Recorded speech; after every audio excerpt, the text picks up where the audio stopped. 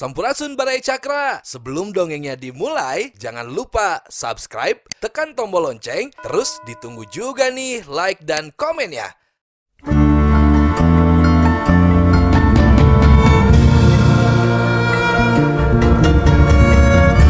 Baraya Cakra, parantos waktosna 80,5 FM Radio Cakra, midangkeun dongeng Sunda Dora-Dori.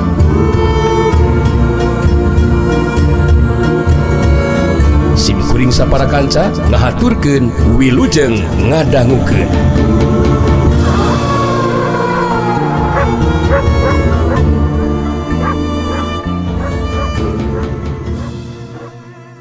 Kirungkup bumi harita ngagunakeun kekuatan tanaga lapisanana. Ngagerakeun badana burusut. Taneuh anu ngabulen ngabeungkeut tangtungan badana harita ngaburusut ngaburulu ka handap. Kaayaan kirungkup bumi geus bebas henteu di bulan jeung dibeungkeut ku taneuh. Si keling kerung bari terus nyarita. Nah, geuning eta maneh bisa ngabebaskeun diri, Ki. Ongko cek maneh mun kaayaan lawan geus di bulan dibeungkeut taneuh kawas maneh tadi. Mun barontak ngagunakeun kekuatan tenaga lapisanana bakal leuwih kuat beungkeutna kekuatan taneuh. Maneh mah ngabobodo ka aing anjir teh ah. Tuh balik maneh mati. Dewek jelas bisa ngabebaskeun diri, keling. Sabab kekuatan tenaga lapisan dewek memang lebih kuat tibatan kekuatan taneuh. Sajabana ti kitu dewek memang boga cara pikeun ngabebaskeun diri tina kekuatan taneuh anu ngabulen jeung ngabeungkeut sakujur badan dewek. Tapi mun ninggang di jalma anu sejen mah bisa dipastikeun moal mampu pikeun ngabebaskeun diri, keling. Jadi ilaing teu kudu kaget mun dewek bisa ngabebaskeun diri teh. Bener aing kakarek inget anjir teh. Maneh teh nu gablek elmuna nya, Ki. Ari aing kawas nu beureu. Jadi pastinya cara ngabebaskeun diri. Terus mun ninggang ka jalma nu sejen, heueuh ka musuh aing ieu mah, Ki. Bakal kumaha ke kajadianana, Ki? Nu jadi lawan bakal beakeun tanaga, keling. Beuki kuat ngabarontak, beuki tambah kuat ngabeungkeutna taneuh anu ngabulen sakujur badana. Mun geus kitu kajadianana mangka katinggal kumaha ilahing eta mah. Nah harek terus diantapkeun nepikeun ka beakeun tanaga geus teu bisa gerak. Atau walek dibebaskeun ku ilahing. Terus cara ngabebaskeun anak, Ki, maksud aing teh mun ku aing anu jadi musuh teh diberi ampun ku aing gitu, Ki. Kumaha carana, Ki? Ya carana mah tinggal kadalikeun deui we ku ilahing kekuatan taneuh anu keur ngabulen tangtungan badan lawan. Sina buyar ngaburusut ngabululu taneuh teh kawas dewek bieu. Engke ku dewek di bejaan carana mah, keling. Eta cara teh pikeun ngabebaskeun diri tina kakuatan taneuh anu ngabulen jeung ngabeungkeut kitu, keling. Bakal kapanggih engke di mana geus latihan jurus pangruat bumi. Jadi isukan ku dewek bagi latihan jurus pangruat bumi teh ya dibejakeun cara pikeun ngabebaskeun diri teh ya. Kartin teh, keling. Maneh mah kedua pisan anjir teh ah. Cek aing ge meungeus ayeuna latihan jurus pangruat bumina, Ki. Aki-aki peo teh aing penasaran jeung hayang keneh latihan we aing teh, Ki, meungpeung sumangat aing mah, Ki. Montong ngatur kalau jadi guru cek dewek ke ilaing teh, keling. Sakedeung deui burit. Sabaranan. Betara sabaran ilaing mah. Masih kene aya waktu jeung kesempatan dina poe isukan, keling. Dewek mantong heula ah. Hiat! Curelat. Ngan sakolepat kirungkup bumi ngajorelat ini tinggalkeun eta patempatan. Manggari datang nyamperkeun ka si keling bari ngacungkeun jempolna. Hebat. Aduh. Sungguh menjadikan takjub keur manggali keling. Aduh. Tadi keling geus mampu ngadalikeun kekuatan bumi alias taneuh. Parentah kirungku bisa dilaksanakan sakumaha mistina. Aduh, manggali bener-bener salut keling aslina. Salut-salutan naon anjir. Aing mah penasaran kene sagali penasaran naon. Ya kudu nama lain mantok ta si kerungkup bumi teh. Tapi neruskeun latihan jurus pangruat bumi teh. Kadang-kadang sok pika sebeureun teh aki-aki peot teh. Teu nurut ka aing anjir teh. Ari keling. Ieu masuk aya wae ari taeun teh. Kuduna keling salaku anu jadi murid, anu kudu nurut anu jadi guru teh keling. Tah ningali kayan keling geus boga kamampuan kieu mah ya kamanggalina oge bisa. Naon teh mengijir ieu mah keling. Mengijir. Kumaha maksud maneh teh nu baliknya capekna anjeun mengijir. Nu balik sa nyapek teh si capok ku aing. Nya bisa mengijir engke mah mun keling diparengkeun kudu tarung ijen jajaten di jeung si Bulwaja nu ngagunakeun ilmu barajagar batea. Eta si wawalak teh bakal jebleh mewek keling. Minta ampun ka keling, aslina lah geus bisa ngijir di dieu mah. Naon sababna? Sabab mainna geus pasti moal mampu ngabebaskeun tina bulenan jeung beungkeutan taneuh dina sakujur badanna. Bener teu? Bener oge eta omongan maneh teh gali nu matak ituin teh Terus terang aing ge penasaran kene anjir teh. Hayang tarung deui jeung si Bulwaja gali. Isuk pageto mah kudu ditengan deui waktu anu hade gali euy Aing hayang ngabalas ka si Bulu Irung teh si Bulu Kelek si Wawalak teh anjir. Siap wae keur manggali makali. Da cacakan waktu keur tarung jeung si Bulwaja terus keling geus bisa ngagunakeun kekuatan seperti tadi anu dilakukeun ka Kirungkup Bumi, bakal jebre. Mewek minta ampun tah si Bulu Irung teh. Ngan tetep mun teh ama urang aya kesempatan keluar. Ulah bakal langsung kasanggar kanangan keling. Tapi kudu nyelang heula ka paguron Dadari Putih. Nyaeta ningali kayaan Ambu Kismala keling. Nah, maneh mah boga otak teh. Ngan kanu kitu patut ngadupi tutuwe anjir Pasina oge maneh mah hayang pangisi jeung naon teh panghideu jeung si Mala pasina oge nya. Ya iya atuh geus naon deui. Nya da kangaranan kanu jadi murid memang sakuduna atuh keling. Sakuduna minang ningali kaayaanana gitu keling. Nya da geus jadi kewajiban. Anu jadi guru mah kudu nepungan anu jadi murid gitu. Malah keling ge apan geus janji bakal ngalatih Ambu Kismala dina ngaronjatkeun kemampuan ilmu silatna. Jadi bukan semata-mata manggali hayang apa itu berpapanggihnya jeung Ambu Kismala. Eta mah ya benar disebutkeun nomor 1 lah keling. Man kang gumaset anjir si jengut tahulu teh.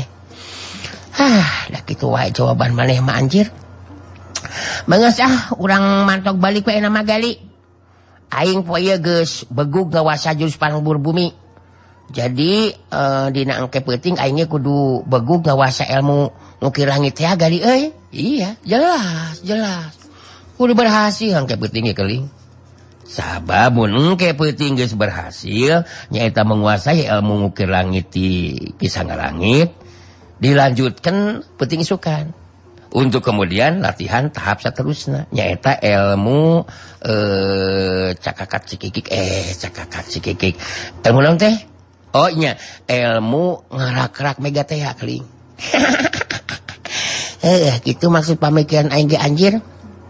Pogo ge maneh mah naon teh ngeunah sagali euy ngeunah naon ai keling iteun teh. Ngeunah maneh mah anjir. Masa ukur ngabandungan wungkul. Aing anu pihuna mah anjir. Nya wayana leuwah dinya mah geuling wayana. Nya da manggali apan pada punya posisi penghemat dan penyemangat gitu keling. Malah keur manggali mah beuki tambah sumanget ieu teh. Sabab ningali kana perkembangan keling anu memang boga daya tangkep luar biasa. Kawilang cerdas boga alo teh. mengesyagali urang balik wae nama anjir. Aing aya waktu ke leureuk rasa kedeung samemeh latihan jeung ke langit Hiya! Curelat. Si Keling ninggalkeun eta patempatan. Manggali gancang lumpat nuturkeun si Keling bari ngagero. Anjir, daguan heula Keling, daguan heula. Itu teh Keling daguan heula. Tempat anu dipake latihan teh jadi sepi taya sasaha. Si Keling dina sajaruning balik begitu mah sumangat jeung panasaran. Sabab jadi sumangat geus bisa ngawasa jurus panglebur bumi. Panasaran hayang geura bisa ngawasa tahapan ilmu anu sejena anu kacangking ku dua urang guruna. Saperti halna dina lumangsuna tarung ijen jajaten antara si Jari Sakti ngayonan Kiram Besi si Raja Tembang. Harita pikeun Kiram Besi mah beuki sumanget jeung tambah panasaran dina mangsana ngarangsek ku panaraja ngagunakeun keris wajah putih anu mibana kaampuhan luar biasa. Sabab sok sanajangan saukur kagores pungkul ku eta keris bisa bakal terus tutung saharita. Tapi tang tuen teu gampang kitu wae pikeun Kiram Besi oge bisa ngasupkeun panarajangna kana anggota badan lawan. Kituna teh lantaran kacepetan gerak si Jari Sakti memang rikatna keran. Lingas lir upama kalangkang. Curelat, sauk, siut, kiuk, siut. Curelat, pros. Sababara kali sabetan jeung samberan keris wajah putih henteu bisa kena kana anggota badan lawan. Meh bareng jeung ngeplosna panarajang lawan. Harita si Jari Sakti nyobaan males narajang. Sabab ningali iga burung lawan anu belah katuhu henteu kajaba. Sedengkeun posisi Jari Sakti semua anu nyangigir ka lebah kenca. Eta kasempetan gancang dimangpaatkeun ku si Jari Sakti. Tajongan suku katuhuna ngahantem kana iga burung katuhuna lawan. Kiram Besi ngaranjug kaget. Gancang ngagiwarkeun awakna nyingkahan tajongan lawan. Orokaya si Jari Sakti ngarobah sasaranana. Tajonganana jadi ngarah kana tuurek katuh lawan. Sauk kejuleng. Kiram Besi ngagajang luncat ka tukang. Mansuhkeun kuda-kudana bari ngahegak ngatur napasna. Kiram Besi netep seukeut ka si Jari Sakti bari ngupatina jero hatena. Si Jari Sakti tetelah cepet terikat gerakanana. Alah, lingas teu beda ti kalangkang si kurang ajar teh. Bisa babara kali sabetan jeung tusukan keris wajah putih cacaranukeunna hiji acan kana anggota badana. Edan, aing jadi biji tambah panasaran ieu. Ieu keris wajah putih kudu bisa kena. Sok sanajan ngan saukur ngagores wungkul. Ningali Kiram Besi si Raja Tembang tacan maju di narajang. Harita si Banteng Wulung ngagero ngahajama panas ka Kiram Besi siga nama. Wah, ngasok mangjut. Mangjut deui mangneh narungna rambesing. Lingalah kajentengan ngitu kolopok. Bingsing ngarek nembangan halangan deui. Ngasok halangan deui sakolopok. Narungna bari halangan sia. Waktu damang lema bener-bener belagugan remesing. Si Jangri Saktian dilangwan maneh mah. Bingungannya. Ngana rajang ngacan ngayang anu ngeunakeun sangsaranya. Kiram Besi si Raja Tembang harita ukur ngareret sakedeung bari muraleng ka lebah si Banteng Wulung. Saterusna netep seukeut ka si Jari Sakti bari nyarita. Si laing memang boga kemampuan ilmu silat anu lumayan oge Jari Sakti. Tusukan jeung samberan keris wajah putih dewek bisa disingkahan. Tapi sakedeung deui mah ilaing bakal ngarasakeun kumaha kaampuhan keris wajah putih dewek euy. Anu bakal malagakeun nyawa si lain Jari Sakti. Cek kuring ge eta keris wajah putih teh memang ampuh. Kuring percaya kana kampuhan eta keris Kiram Besi. Ngantang tuwe kitu na teh mun eta keris bisa kena kana sasaran. Da lamun teu bisa kena kana sasaran mah rek kumaha bisa disebut ampuh atuh. Sedan. Urang ajar sia. si laing montong nganggap enteng karena ilmu silat dewek sejadi sakti. Urang ajar sia, urang teruskeun ieu tarung sia. Ku dewek bakal dibuktikan ya keris wajah putih teh bakal mampu nembus kana dala jeung jajantung si laing sajadi sakti. Urang ajar sia, rasakeun sia. Ya!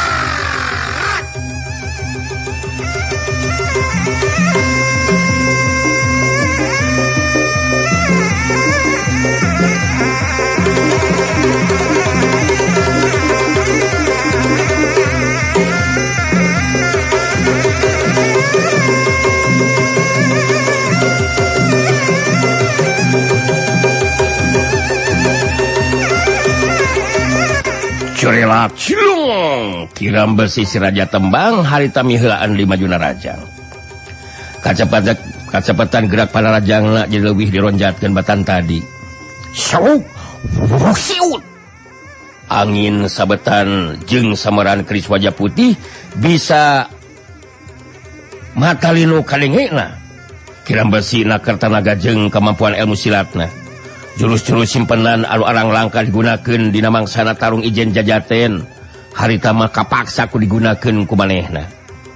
Sabab tahapan ajen pangarti ilmu silat si jari sakti memang geus tepi kana tataran ilmu silat pinunjul. Kiram besi anu terus ngarang sakupana rajangna ngajadikeun dirina kudu bener atau kudu nakar tanaga lapisanana. Sedangkan si jari sakti anu ngaronjatkeun kemampuan ilmu pangenteng badan dina nyingkahan panarajang lawan beuki tambah hese pikeun kiram besi dina ngasupkeun panarajangna mangrupa tusukan. Sabetan jeung sameran keris wajah putihna. Corelat sabuk heuk, siut pros-pros. Rangsekan panarajang kiram besi ngan saukur bisa keuna ka tempat anu kosong. Samemeh kiram besi ngaransek deui ku panarajangna susulan.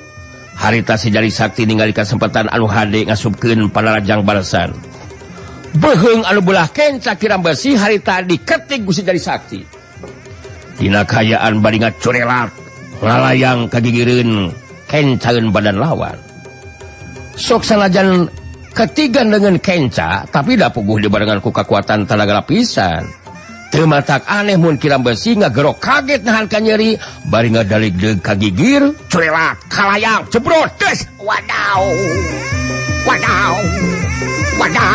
jada tuhung aing sia wading jaga kahen goblok sia aduh abohan sia kiram besi ngadaligdeug kagigir samemeh bisa mancukeun di kuda-kudana harita si jari sakti nyusul tepus ku panarajang susulan. Tajongan suku ngarah kana lebah hulu angen lawan. Rikat kiram besi ngagerakeun keris wajah putihna rek disabetkeun ka lebah suku katuhuna si jari sakti. Tapi kiram besi kacele gerakan si jari sakti ngan saukur pancingan. Bari narik deui suku katuhuna ka tukang saterusna ramo-ramo leungeun katuh si jari sakti notok urat jalan darah penting dina lebah leungeun katuhuna kiram besi ngajadikeun leungeun katuh kiram besi anu nyeklan keris wajah putih jadi heuras teu bisa digerakkeun. Sat wadaw setan urang ajar sia naon ada jadi sakti leungeun katuh dewek jadi teu bisa digerakkeun kieu aduh jana sia leungeun katuh dewek ditotok pun kieu masih aku lain sajadi sakti. Dah sajadi kayan. Jangan kahan. Ieu leungeun katuh dewek itu bisa digerakkeun kieu jadi naon. Aduh. Uang aja jawa. Kiram besi nyobaan musirkeun kakuatan tenaga lapisan sapenuhna kana leungeun katuhuna anu ditotok ku si jari sakti. Tapi oleh leungeun katuhuna henteu bisa digerakkeun. Si jari sakti mancuh nangtung dihareupeun kiram besi. Ningali kana eta kaayaan harita si banteng wulu ngagerok deui nyarita ditujukeun ka kiram besi. Wah! Ngasok ngarek mumaha ngayuna mangne siram besi golobog. Mangne masih nagoge bingungannya. Henteu bisa ngerakeun leungeun ngatuhu. Nganu ditong teroku Kang Jangri. Ngeta ngeris wajah muti teh Ngesah moal bisa digunakan deui sarambesing. Luman satulah sangeunah wae yang Kang Jagi dilawan.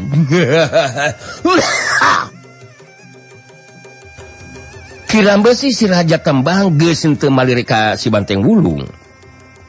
Netep seukeut ka si Jari Sakti baritus nyarita. Aya, pulihkeun ieu leungeun katuh dewek Jari Sakti. Bebaskeun tina pangaruh totokan euy.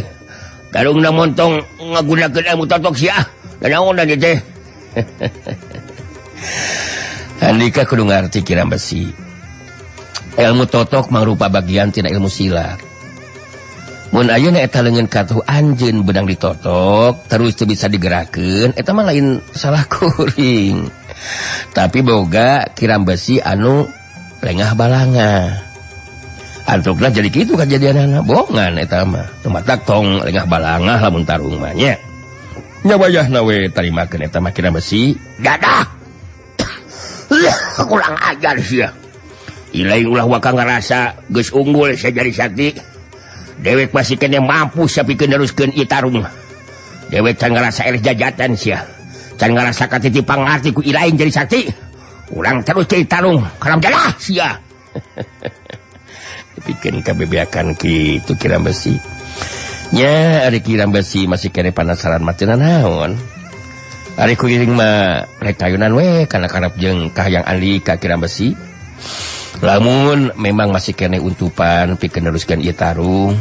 Wah, ngasok manjut deui samaneh Rambesing. Golobog. Bingsi-mising eneh manasaran mah. Sok mangjurut, mangjurut. Tong loba ngomong sia. Oh, nganu jenglas maneh geus moalan bisa ngagunakeun ngeuris wang jamuti sia kolopok. Ngatri atuh ngatri hirup teh. Da museg narung jeung ngancing mah bantingkeun ku ganteng, bantingkeun ganteng. Geus untang dibere ngampun Kang Jagri lah. Tuman si golobok teh tah. Ngantung dibere kasempretan. Kirambesi si Raja Tembang boga anggapan manehna masih kene mampu pikeun neruskeun tarungna. Leungeun kenca jeung sapasang sukuna masih kena bisa digunakeun pikeun dipake narajang kanu jadi lawan. Kirambesi ngawangun pasangan bari nyarita ka si Jari Sakti. Ayeuna ku dewek bakal dibuktikeun sa Jari Sakti. Sanajan dewek teu bisa ngagunakeun keris wajah putih, tapi dewek masih kena mampu deui sia pikeun ngarubuhkeun si lain Jari Sakti. Urang terus ieu tarung kurang ajar. Taya bayana cek kuring oge ki. Diayonan ku kuring tah karep Kahayang Andika teh. Setan! Rasakeun sa Jari Sakti. Hiya!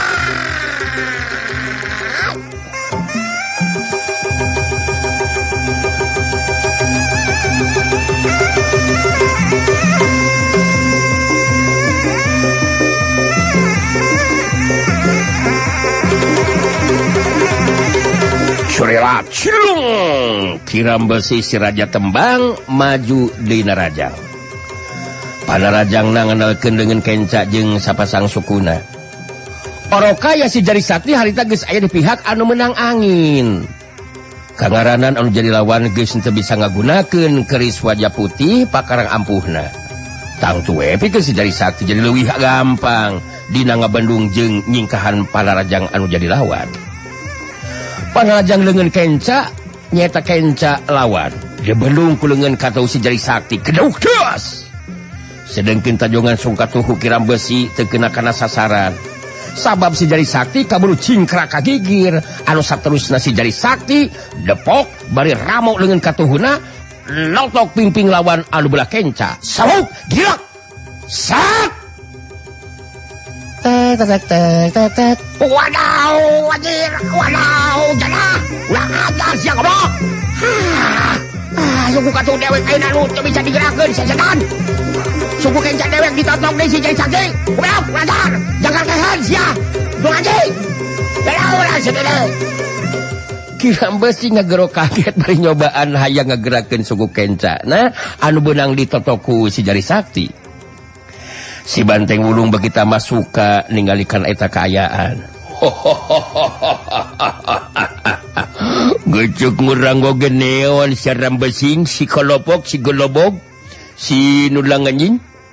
Mangneh mualan bingsang ngunggul lawanan Kang Jangri mas ya mual bisa ngunggul janggar ngehet matuda belegug maneh mah si Jangri Saktian dilawan maneh mah ku gede hate maneh mah kira basing legeg eta peda boga pakarang nu ngatut ngasok gaina ngarek nu mahasia lamun ngeungeus mitu Ramasing ngarek manjut deui narung atau dek ngeungeusan sia pacing ku ganteng kira besi si Raja Tembang ngarahuh dina jero hatena ilmu totok anu digunakeun ku Jari Sakti memang ampuh kira besi ngahulang bari ngomong sorangan dina jero hatena aduh urang ajar si goblok deh ilmu totok si Jari Sakti teh memang ampuh aing teh nyang kamu si Jari Sakti bakal ngakukeun totokan karena leungeun jeung suku aing jadi kana ieu kanyataan jelas tahapan ajen pangarti ilmu silat si Jari Sakti memang leuwih unggul cibatan ilmu silat aing jadi mun aing keukeuh nekat neruskeun tarung ge bisa dipastikeun aing nu bakal eleh jajaten ku si Jari Sakti tina kaya seperti kieu jelas aing henteu untupan bikin neruskeun ieu tarung kira besi si Raja Tembang jadi sadar karena kayaan anu keur karanapan ku deurina tahapan ajen pangarti ilmu silatna si Jari Sakti memang leuwih punjul geblig si Banteng Wulung lempang datang nyamperkeun ka tempat kejadian si Banteng Wulung ngajanteng nangtung deket si Jari Sakti bari terus nyarita ka kira besi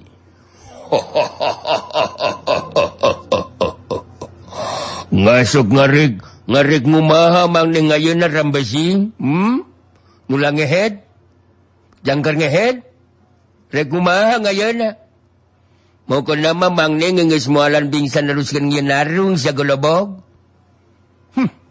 ngayeuna mah bagian anteng anu ngarek langkukeun inakan ka si Rambesi pancing ku ganteng sing kurang ajar dipangbuk bang batok da kuruyungan teng gerak Kang Jangri nyaul rek deleka atuh teng kangaranan kayan kira besi geus seperti kieu jelas geus moal untupan neruskeun ijen jajaten sanajan rek masakeun diri ge tetep moal bisa ngagunakeun ilmu silat anu sakumaha mistina lain kitu kira besi si Raja Tembang geus teu wanian bantrok paneuteub jeung si Jari Sakti sigana teh sikap jeung caritana oge jadi robah kituna teh lantaran ngarasa geus eleh jajaten ulah kudu ngaku Andika memang hebat Jari Sakti kula rumasa eleh jajaten katitih pangarti kudu di Andika ulah satadina mah boga anggapan bakal mampu ngungkulan ajen pangarti Andika Jari Sakti tapi dinasihna mah teh gula anu kasoran eleh jajaten Jari Sakti hampura kula rumasa eleh Jari Sakti rumasa eleh kula moal mampu nuskeun ieu ijen jajaten wah mungguh ngoge ngunahan sia kolopok ngayeuna mah menta hampuru ngalangu pasia ka Kang Jangri tadi mah maneh sombongan pisang sareng besing mukuna jeung lemang anu ieu matut mah ulah dibengre ngampun Kang Jangri lah mun ceuk aya Singekong jeung Singujun oge Singawan wah dijebrodan tah lah ku anak buah di dieu mah terus terang tah ngan hanya ke Singekong lah Singujun oge Singawan oge Singolik ngeuweuh aduh tenang teng suka menemen di ari teh kangaranan lawan geus teu bisa ngalawan sarta sadar tina kasalahan natur menta dihampura salah mun kudu ditanda sakurang mah teng nyada kangge sabenerna mah henteu ngarepkeun aya kaributan nu saperti kieu teh ngatri Kang Jangri ngatri ngenteng oge namina si Narendang ngejeng si Rambasing ngurang ngajar pisan Kang Jangri ditanggih ngurut daharan ku singa mawarung malah kaderus sina Caleungrik ngasok we pinggir ku Kang Jangri gungru ngejeng murid sarua golobog ngejeng kolopok eta benungan ku Kang Jangri lain ngelaksa melongan itu sareng basing naon mudu ngatri maneh teh kolopok aduh kula memang ngarti rumah sasalah Wanceng Wulung anu maca kula menjadi hampura oge lantaran memang rumah sasalah kukula bakal terus dibayar ka si Mawarung sakarek minta dihampura sakalian leungeun jeung suku kula pulihkeun deui jadi sakti kitu deui panon Narenda murid kula anu teu ningali kula percaya andika henteu boga karep rek nganiaya ka sasama jadi sakti kayana kitu kayaan diri kula jeung Narenda pulihkeun deui jadi sakti pulihkeun deui kuring memang teboga karep rek nganiaya ka sasama kira besi gantang tuwe kira besi jeung Narenda ge kudu sadar ieu kajadian teh sing jadi catatan keur andika duaan ulah nepikeun ka nyalahgunakeun ilmu dipake keur jaga ka sasama komo kangaranan ka jalma leutik seperti si Mawarung mah sakuduna mah anjeun duaan teh boga perasaan sajabana ti geus kolot puguh henteu sabaraha atuh kauntungan tina dagang ngawarung teh kira besi wah ngeunya bener ngitu sia Rambesing digekeun sakula bog untung sia Kang Jangri mah jeung lemah bijaksanaan lamunan jelema nganu sejen mah wah maneh ngejeng si Nalendrang geus moal dibengreding ampun sia dimodaran sia ngatringeun teu melegug ngati kula ngarti satu rumah sasalah Wanceng kula janji moal rek sakali-kali deui ngalakukeun tindakan nu saperti kieu jadi sakti tapi omat we leungeun katuh jeung suku kula belah kenca dibebaskeun tina pangaruh totokan hatuh Narenda murid kula ge sina bisa ningali deui jadi sakti kukuring bakal dibebaskeun tina pangaruh totokan kira besi tapi sameme kuring mulihkeun kaayaan andika duaan kuring ayeuna rek tumanya ka kira besi nah rek nanyakeun masalah naon gitu jadi sakti teh coba jelaskeun ka kula kira besi salaku jago kolot anu geus lama kalangan di dunia kajawaraan tangtu nyaho sarta apal kajago anu lah jaka turun si Dewa Tebleng terus terang kuring duaan teh keur neang ngalaratan ngeunaan eta jalma ki kumaha apal kira besi ka eta jalma sarta di mana padumukanana kuring duaan kudu gansang panggih jeung eta jalma kira besi ngahulang sakedeung siga nu keur mikir teu lila terus nyarita kula memang kungsi sakali panggih jeung jaka turun si Dewa Tebleng teh kawilang jago ngora anu hebat ilmu silatna jadi sakti sarta tindak lakuna teu beda ti jalma anu owah sok sanajan kitu kawilang kejem telenges dina tindakanana satiap lawan anu tarung jeung manehna tara aya anu dibere ampun geus pasti bakal disiksa heula nepikeun ka binasa kula kungsi rek patelak jeung manehna tapi henteu tulus da jaka turun wal kaburu nyusul wanoja geulis anu rek ini katampian jadi maehna mah teu kaup ningali wanoja geulis pasti dituturkeun ngeunaan padumukanna mah nurutkeun beja mah eta si jaka turun teh di Pasir Karambi kitu teh sakanyaho kula ngeunaan jaka turun si Dewa Tebleng mah jadi sakti wah ngitu nginingan ngetaan si jaka nurundul teh Kang Jangri lamunan ngitu mangurang mudubung-rubung datangat ka temperat padumukanana Kang Jangri memang kudu gancang datangan ieu mah teh hademun kitu mah ayeuna andika jeung Narenda bakal dibebaskeun tina pangaruh totokan sangkan pulih deui saperti bihari geus kitu mah harita kira besi si Raja Tembang jeung Narendra si Dewa Pujangga harita ku si Jari Sakti dibebaskeun tina pangaruh totokan sanggeusna pulih kaayanana harita disaksian ku si Jari Sakti jeung si Banteng Wulung harita kira besi jeung Narenda marenta dihampura ka si Mawarung malah mayar urut dalaharna oge dileuwihan sagarupa Tusas kitu mah harita duanana terus arinit tinggalkeun eta patempatan.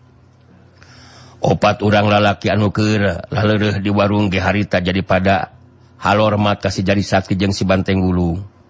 Sarta nganuhunkeun sabab si Jari Sakti geus bisa ngungkulan ajen pangartina Kiram Besi jeung Nalendra. Anu opatan terus paramitan sanggeus samalayar urut dahar jeung ngopina. Kari tinggal si Jari Sakti anu harita diuk dina bangku panjang anu aya di hareupeun eta warung. Sedengkeun si Banteng Wulung mah ngabedega nangtung. Si emak warung neukeup ka si Jari Sakti bari terus nyarita. Aduh, mah teh kinten nganuhunkeunana ieu teh ka saira aden duaan aden. Sumuhun emak ge teu nyangki manawi teh saira aden bakal kasoran eleh jajaten ku Kiram Besi guruna Nalendra si Pujangga. Duh, kumaha bade ngersakeun taruang heula atuh aden? Sameme si Jari Sakti ngajawab, si Banteng Wulung geus milaan ngomong. Wah, mugu atuh menting dahan mangema. Nganteng oge memang langpar, hayang daang nya teh ieu beteng geus ngurubuk-ngurubuk. Urang meludah ngeulang ye Makang Jangri supaya ngente sampai di danglan gitu oge jadi tanagra gitu lamun geus daang mah. Alah, oge lamunan geus daang mah yang urang teruskeun jangan mandumukeun nasi jangkra nurundul we nganu ngaya di masir ngrembi.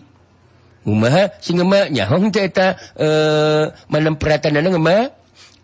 Kumaha maksudna saur eta aden teh kumaha aden? Si emak warung ge terus nanyakeun ka si Jari Sakti ngerasa kurang jelas beunang caritana si Banteng Wulung. Oh. Anteng teh naroskeun eta naroskeun ka emak ngeunaan pademukan si Jaka Turunduh si Dewa Tebleng anu dumuk di Pasir Karambi mak.